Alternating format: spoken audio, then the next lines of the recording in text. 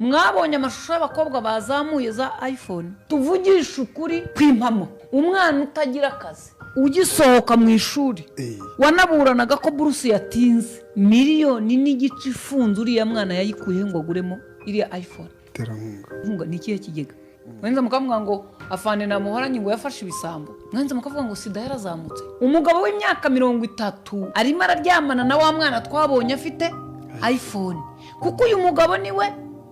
chief budget wa Rwanda Housing ariko ndagira ngo muhira abakobwa n'aba basore bato muraryisi muyirisha amenya birisira barisha amenyo 32 virusi itera sida izakomeza kuzamuka mu gihe tudafite inyito yita ngo nkora nkoresheje wafashe umwana umwohereza ku ishuri muri university nta buruse agira wenda wishyura minerivare ntiwohereza amafaranga yo kurya uzi ko abayeho ate yiyaranje bamwaranje